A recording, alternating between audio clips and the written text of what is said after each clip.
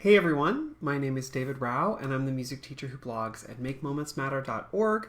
You can also find my ideas on Facebook, on Instagram, on Pinterest, and a variety of other places when you search for my name, David Rao, or Make Moments Matter. Tonight I'm going to be talking just a little bit about things that are going to happen in November to help you sort of think ahead. And so I'll get to that in just a second. If you hear me but as a quick reminder, if you hear me talk about a book, a resource, a website, something you're interested in that I've talked about in these videos, I put all of that stuff on a page on my blog. I call it the links page. It's on my blog, makemomentsmatter.org. You can click the video tab and find it there. Or if you're watching or listening somewhere, probably it's at the bottom of the caption for this video, so you can just find it easier. Just click and go there. That's basically my only preamble for tonight. I want to get into a little bit of stuff so that you can think ahead for November and think ahead about what you might use in your classroom, the resources and processes, so that you're thinking ahead of time before that jumps up, because it's coming very fast. It's going to be here really soon. And so it just a reminder, in the last couple weeks, the past like 9 weeks I've done these videos, I've talked about like a use it and a lose it, like something you might want to use and something you might want to get rid of or stop doing. And so in this video, it's sort of the same idea, use it and lose it. And I'm going to let you sort of decide what those are, because there are a couple different things that you might use and some things that you might decide to take out of your practice as we think about November and think about the things coming up in November. And because I know that like when I talk about like a book, you may want to buy it, you may want to get it from your local library, you may want to take time to research and think about. And what I'm going to talk about tonight is something that you want to think more about and have more time to process before you try and bring this up in your classroom. So what comes in November? Well, November does a couple things. First of all, Thanksgiving is a big thing that comes up, and a lot of us celebrate that here in the United States and get time off for that, which is great and is very exciting. And a lot of us just think ahead to like, when's the next time I have a break? And so the Thanksgiving break is great, but also I know that also some of the things that happen in November, there are Veterans Day. A lot of people do Veterans Day concerts. There's sometimes pushes for concerts or assemblies based around Thanksgiving, things like that. Also, November is Native American History Month, and so if you plan to highlight that, and I hope that you do, in your classroom, it's something to think ahead to. And so with both of those things in mind, Thanksgiving and Native American History Month, let's talk about what you might want to do to prepare for November and some things you might want to think about. So just my history, my context for this conversation. I grew up in the Plains. I grew up in Nebraska.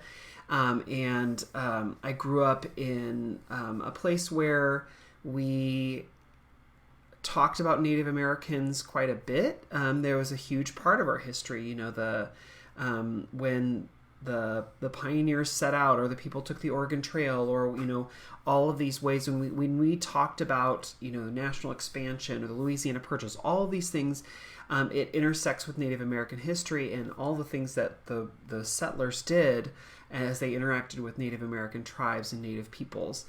So I grew up hearing a lot of that. In fact, the Native cultures are embedded in some really interesting ways in Midwestern culture, well, just American culture in general. But like, I live in Kansas, which is based on the name of the Kansa tribe, which is now the Kaw tribe. And I grew up in Nebraska, and the word Nebraska is a Native American word that means flat water. So I mean, there are all of these things that are Native American touch points or history or culture or words that are embedded. I mean, I live in Westwood Hills, Kansas, but I teach in Shawnee, Kansas, and the Shawnee Mission is very close to me. So there are all of these things that are a part of our culture, and it's interesting to think about as we go into November, how are we going to highlight that and bring that into our classroom, and how can we do that in ways that are respectful and thoughtful. I grew up in a school where people did put on plays around Thanksgiving, where you like brought in a paper bag and made a vest, or you made feathers to mimic what we thought or were told Native American tribes, the traditional regalia that they wore. And I have taught in places that have had like kindergarten classes walk down the hall to the music room, and they're all wearing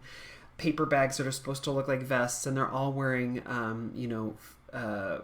sentence strip headbands with feathers on it to try and mimic what Native American tribes might wear as their regalia. And I have lived through that. So I've been the kid in that situation. I've also been a teacher when that's come down the hallway. So how do we, instead of parodying the culture, how do we integrate that in authentic ways? And I think there are some really interesting and thoughtful ways to do that without parodying. For example, we want to think about culture responsive ways to appreciate and not appropriate the culture. We want to think about ways that we can use music or dance or instruments in authentic ways, and not just try and say like, oh, well, this reminds me of whatever, so I'll just teach that. Like, actually try and incorporate some cultural elements into our classroom. There are a lot of really cool ways to do that. So how can I adapt and adopt things for my classroom? First, I want to start by just understanding the culture. I want to start by understanding the Native American tribes and the First Nations that were in this area. If I'm going to teach, I'm not originally from Kansas, so if I want to teach my students who live here in Kansas, I want to learn the tribes that are in this area. I want to try and find connections to them to help them understand a little bit more before I try and teach that in my class. I want to figure out a way that is respectful and thoughtful and responsible and not taking part of the culture that Native American tribes wouldn't want me to teach. I want to think about ways that I can bring in some of those cultural elements in ways that are respectful and thoughtful. And there are some really easy things to do. So the first thing, I found an article and I put it on the links page about how to find the Native American tribes. If you don't already know how to find the tribes and the First Nations that were on this land before we were, there's a really cool responsive map where you can put in your address and it will tell you what tribe was in the area where you reside or where your school is. It's a really easy free tool. I linked that on the links page. Another thing that was really helpful was I just looked up some articles about how to incorporate music into the classroom, how to think about Thanksgiving as it is told in our classroom, but from the perspective of a Native American tribe or of a member of one of those tribes. So a couple articles that are really cool that I linked on the links page. One of them is from the Smithsonian, and it's an article giving cultural context and ideas about Thanksgiving. And sorry, my computer just blanked out. And one of the things that I thought was really fascinating, let me see if I can find this and read just a part of this. Ooh, there we go. It was talking about Thanksgiving in the classroom, and this quote is, when children are young, they're often exposed to antiquated images of American Indians through cartoons, books, and movies. But Thanksgiving reenactments may be their most active personal encounter with Indian America, however poorly imagined, and many American children associate Thanksgiving actions and images with Indian culture for the rest of their lives. These cultural misunderstandings and stereotypical images perpetuate historical inaccuracy. So I thought that was really fascinating thing about when those kids are exposed to that at an early age, that is their touchstone. That is their understanding of what Native American culture is, because they've lived that, right? They've been in that place and they've felt and experienced what they thought was that culture. So giving them that, it helps build their worldview of what is the Native American culture. So being really thoughtful about Thanksgiving or thoughtful about how you teach Native American culture, songs, music, dance, it's really important because that may be the student's one or only connection to that culture. Another really cool article I found was on the Decolonizing the Music Room website, which is a super and amazing resource. If you've never checked it out, please do. But there's this great article by Michelle McCauley, and she's talking about how to find Native American music, how to integrate it in thoughtful ways, and she talks about some of the history of how people have tried to bring that into the classroom in the past. She really stresses making local connections. Find the people who are in your area who are culture bearers, who are members of native tribes in your area, part of those First Nations, and you can find them pretty easily if you reach out and look. She says if you want to have a better understanding, go see that music happening in real life. There are powwows every weekend. There are different, ways for you to connect to the actual things as they're happening. She also talks about how you can find a lot of songs in their cultural context being used by the people of that culture, but you can find them on like social media or YouTube, things like that, because a lot of times they're posting them there, so you can find and actually see that happening. And then she says go find those people, make connections, reach out and ask. They probably would want to make those connections with you, but also you can find a lot of those things online. And then she gives really, really great ideas about how to teach actual songs in thoughtful and responsive ways. It's not just taking a song and using it in your classroom. It's trying to find the context, trying to find the history. And a lot of times when we do that, we find that maybe the song that we thought was an example is not really a good example. Like the song Land of the Silver Birch is not actually a native song. It's like this romanticized version of that, and it's not really actually accurate. And so a lot of people have pulled that out of their curriculum because if we're trying to say that it is a representation of the culture, it actually should be from that culture. But there are some really, really great things in Michelle's article, so I hope you go and read that. I'm not going to put more in there about that because I want you to go and read it because her writing is really great. That's linked on the links page. But as I was saying like a second ago about like if kids, if their only understanding is what they live and feel in those reenactments in their school, that's going to build their worldview of what Native American culture really is. And there are some really easy ways for us to teach authentically and help kids build their worldview in a more authentic way.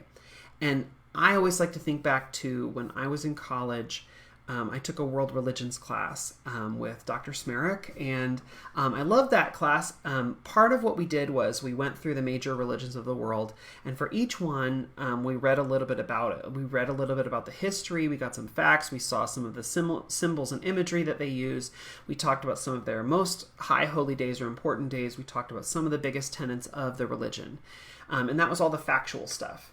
And then for each major religion, we had to read a novel where the main character, the protagonist, the story was based around someone who lived as a part of that world religion. So for Buddhism, we read a certain book. For Judaism, we read a book. For Islam, we read a book. For Christianity, we read a book. It was to give you a better understanding, because if you live through that person's story, you understand the culture so much better. You understand their context so much better. And that I've sort of carried that idea as I come into my own classroom and think like, okay, maybe my students can't go to South Korea. Maybe they can't go to Ghana. Maybe they can't go and be a part, even New York or something. But if I can read them a story and they can feel what it's like to be in that story and see the context of that, reading the story helps them understand the culture so much better. And so whenever I'm doing something where I'm trying to be intentional about a culture that I am not a part of or that we are not a part of, I try and bring in stories that are from that culture to actually give kids a better understanding. So here's some stories that I really like to use that pertain to Native American cultures, indigenous cultures in general, but specifically Native American, because my students are in the United States. So one book that I really, really love, and you're going to see a couple books from this author today, is this book called I Am Native by Violet Duncan. I found Violet Duncan through a friend a couple years ago, and I went and bought all of the books that she wrote, and they're all great. But this first, and I think that you could only, well, when I bought them a couple years ago, you could only buy them from her website, which I believe is violetduncan.com. But now they might be on Amazon or Barnes & Noble, I don't know. But this one is really great because, again, if we're trying to give our students understanding about Native American culture and the context, this one gives them a really, really fascinating context. Because I think a lot of kids are like, oh, Native American tribes back in the day. Like, talking about, like, living on the plains or living in a teepee or being nomadic. Like a lot of times we teach them the history, but they don't always see the now. And that's like it's a huge oversight that kids don't see the right now. So for example, I love this page. I am Native. I'm a dancer. I dance the jingle dress dance. My mom braids my hair in 2 braids. I dance to bring healing and happiness to the powwow with my family. And then it says, in Native cultures, boys grow their hair long. It's a sign of a warrior. And then on the opposite page, it says, I am Native. I am a dancer. I dance in ballet class. My mom wraps my hair in a tight bun. In my dance class, I practice different ballet positions in my tutu. So it shows like maybe a more historical view or something that looks more like maybe what our kids would imagine if they're going from that historical perspective. And then today, what that might look like today. So like hoop dancing or playing basketball. And then we have cooking traditional foods paired with cooking more contemporary foods.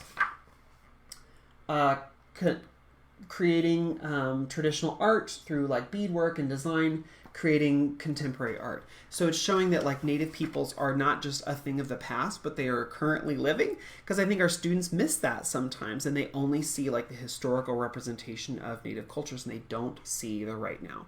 So this book is really great because it's like paired on each page. Traditional Native American music, current contemporary creations of music with contemporary instruments. And just sort of pairs out on each page. And I love that. It's a great book. This is by Violet Duncan called I Am Native. If you, I see Shelly on Facebook just said it's out of stock on her website. Send her an email. It might be that it's just like out of stock on the website, but she might like have a box on the side. I mean, if she's selling it from her website, it's worth emailing and asking. Okay, so a couple more books that I think are really, really wonderful. Here's one that I love, another one by Violet Duncan. This one's called Let's Hoop Dance. I teach this one every year. And this one goes through and tells the story of Violet Duncan's son, Naichi. There once was a boy named Naichi. Naichi loved to dance. He would dance from morning until night. His favorite dance was the hoop dance. Every day he would wake up his dad and say, "Let's hoop dance." It talks about how he takes his hoops everywhere with him. He really loves doing hoop dancing. Then he goes out with his dad and they like go through some of the things that they do when they are hoop dancing. So he wakes up in the morning, want to go hoop dance. So he talks about the tradition of why they hoop dance, how they hoop dance, what are some of the things that he uses for representation. The hoops are representative of, you know, a circle that's never ending, the sun, the moon. And then let's see, further on where they say like 2 hoops, they remember the balance of life, hot and cold, up and down. They make hoops that look like a sphere, like the earth. They make one that looks like a snake. They do all these things that are like how the hoop might be used. I love when he does the eagle. So this is just a really cool book that talks about the traditional practice of hoop dance. How do I use this in the classroom? Well, first I read the book. There's a great video of Tony Duncan, who's Violet Duncan's husband, also the son of Naichi, and actually the guy featured in this book. There's a video of him actually doing hoop dancing with traditional Native American music in the background. And so it's like, again, like I said earlier, like you can find those videos. They're out there. There's a really great video of him doing that. I don't then give out hoops to all my kids and say, okay, we're going to do it. But what I do talk about is, because it's not my tradition, it's not our tradition. What I do talk about is how they use the hoops in really fun and imaginative ways. Like they make them look like an eagle, or they make the hoop come together. You have to use your imagination a little bit sometimes. Is that really a ball? No, it's just a couple of hoops that are put together, and it's sort of spherical, but you have to imagine the rest. So then we take other objects in our classroom, we imagine what they might be if we're going to take them and use them in a different way. You could take an instrument and you could do that. You could take a scarf and do that. And it's taking like sort of the idea of using that hoop and using it to represent other things, but not like saying like, okay, now I'm going to play the drum and you're going to grab that hoop and you're going to do... No, I'm not going to do that with kids because it's, again, not my tradition and not my history, but I can use the idea of like representation, that I can show the students what actual hoop dancing looks like, and that it's still happening today. So this is a cool way that I can integrate with even some of my youngest students, what that tradition is like. Okay, a couple more books I really want to highlight. There are 2 more that I'm going to show you the inside of, and then a couple more ideas. This book is fairly new. It's called Powwow Day. I got this just this year. I think it was published in 2022. So definitely worth checking out, but you're probably not going to find it at the used bookstores. Ooh, I see Shelly on Facebook said that I Am Native is available on Amazon. Hooray! Go check that out. That's by Violet Duncan. Okay, this book, let me read just a part of this. River, wake up, Amber whispers. My eyes open. Today is Powwow Day. Then I remember. No dancing.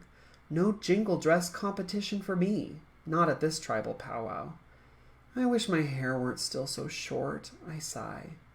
Mama lays out the moccasins that match my dress. But everyone wants to see you, Amber reminds me. Why? I can't dance like I could before I got sick. But you will dance again, she responds. I stay silent as Daddy drives us towards the powwow grounds. I usually savor the scents of sage and sweet grass, but not today. The breeze prickles my skin. I'm tired already. Daddy arranges our chairs near the family drum. Mama squeezes me close. Doing okay? I nod, but I'm not. I watch my friend Dawn get ready to dance.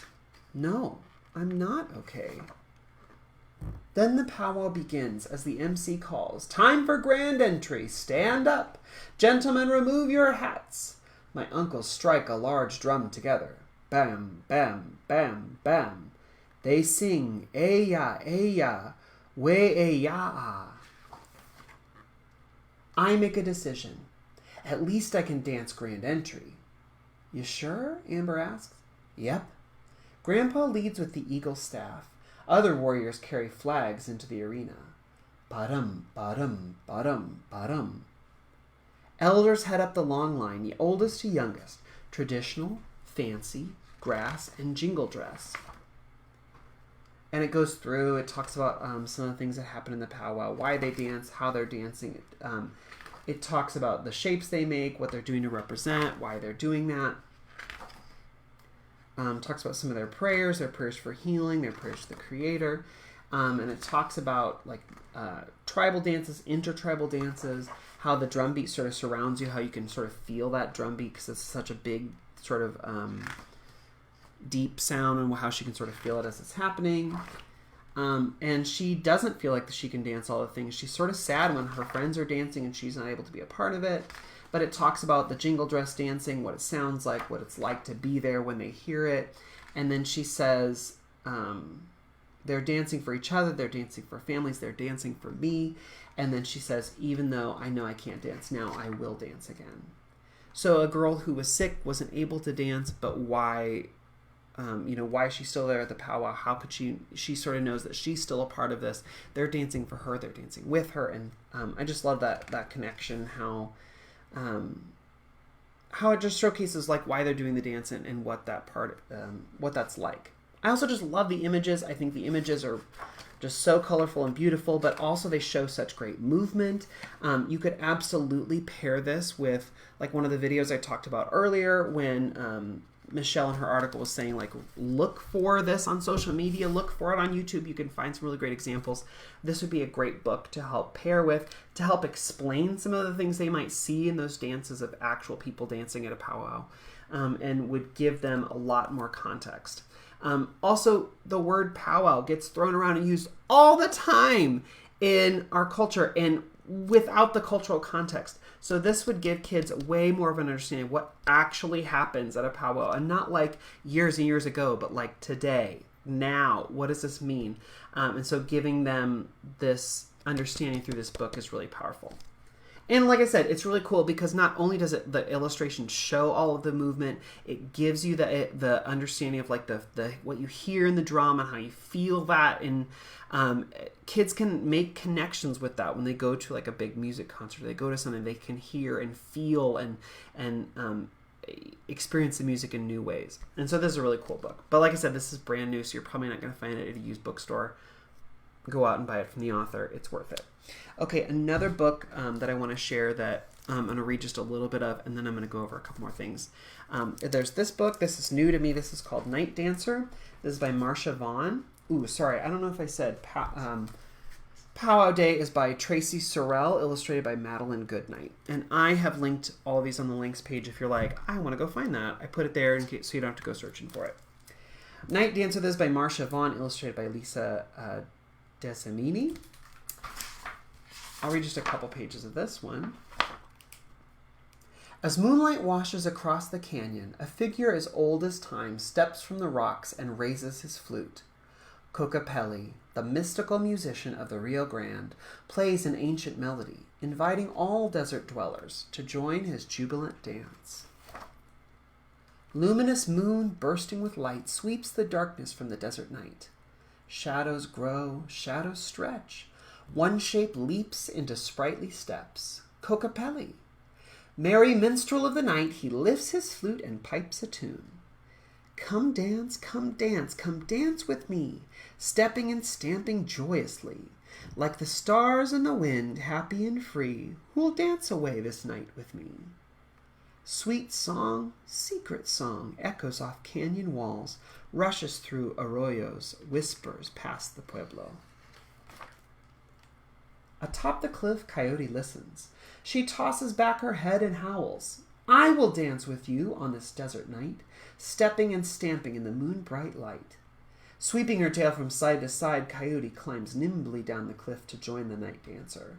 And Kokopelli dances along, leaping and laughing and playing his song. Come dance, come dance, come dance with me, sliding and gliding gleefully, like the stars in the wind, happy and free. Who'll dance away this night with me? And then it goes on. They add a snake. They add a tortoise. They add the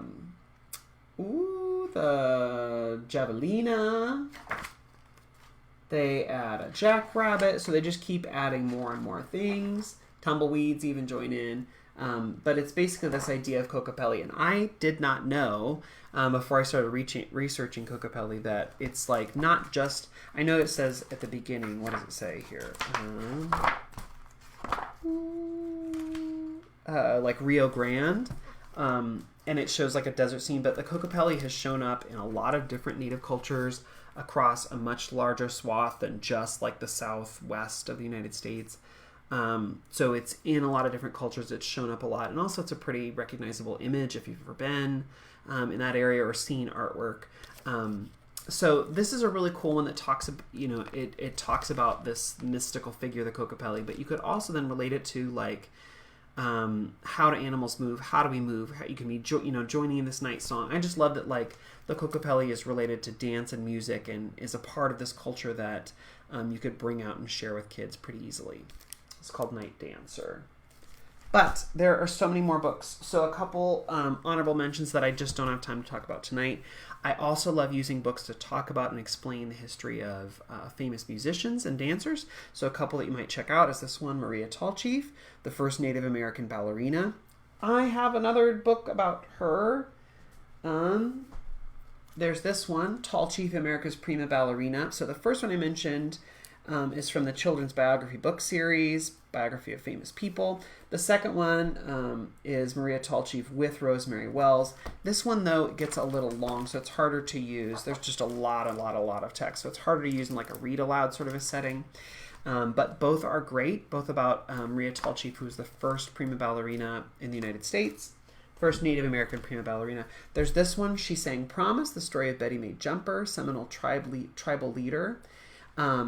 Another one that's just really easy to use the book to explain and give more history and context about who does. This one also does have quite a bit of text, so you may want to use, check it out from your library, decide how you would want to use that in your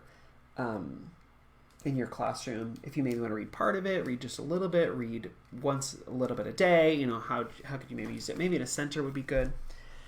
And then here are a couple more. These are not Native American, but First Nations from our friends up north in Canada.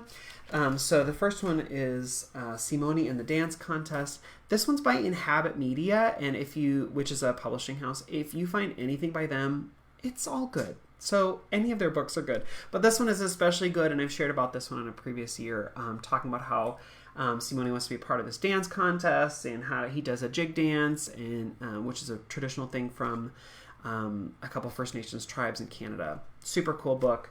Go check that one out. Another one is this one called Fiddle Dancer. This one's by Ann Padden and Wilfred Burton. This is not an Inhabit Media publication, but it's also just a really great one. Totally worth checking out and reading. There are so many more books. I have a whole stack of them here that I could pull out and read and talk about, but I've started a list on Amazon, which is, just a way for me to catalog all the great books that you can check out. You do not have to buy them from Amazon, but I made the list there so that you can go and find them. And the cool thing about Amazon, it's sort of like a Pinterest for stuff, if you want to use it that way. I like to make lists that have all of my favorite things, and then oftentimes I'll go and buy them somewhere else. But the great thing about the Amazon listing is it has the book, it has the publisher, it has the ISBN, it has the author's information, it has all the identifying information, so that if I can't find it at a used bookstore, I can take all that information and I can help look it up somewhere else. I can take it to my library, or I could buy it from Amazon if I want it. But that's linked on the links page in case you want to go and find more books with Native American characters, protagonist stories, but also just Native people in general, so First Nations from all around the world. Anyway, after everything I said the last, 20 minutes, I hope that you take away that you can incorporate Native American culture into your classroom in really authentic and interesting ways. You can bring in books, you can bring in stories and videos and songs and music. You can do this in ways that are not cultural appropriation, but are appreciation. The thing that you just want to think about is, remember that what you do in your classroom helps build the worldview of your students. So if you're giving them just a parody or just a not really authentic example, they're going to believe that that is the example of what it is. If you're only giving them, Native American culture, this is what it was like when pioneers came through or when, the Oregon Trail happened, they're going to believe that that is Native American culture now, if that's the only context they have for it. So give them context and things that help them understand the cultures now. Give them touch points for the culture as it is currently live and living today. And then don't be afraid to reach out to people in your area, because a lot of times you can find really great resources or connections to your local tribes, or ways to make musical connections, but also just great connections with your school community in that tribe. There are lots of great things you can do. Okay, check out the articles on my blog. On the links page, check out the book resources. If you this is at one time especially, if you have a great recommendation about a book with a Native American character or protagonist or storyline, please send that to me. I'd love to add that to my list of books. I am specifically looking about books from the Kaw Nation. There are not a ton. So if you have any great books that are really great for kids, I would love to have that, because my school is right in the middle of the Kaw Nation. So I'd love to be able to have more things that I can use with my kids there. Okay, have a great week. I'll see y'all next week, the day before Thanksgiving. I hope you'll come and join me next Monday night. And I will talk to you then. Bye, everyone. Thanks. Have a good night.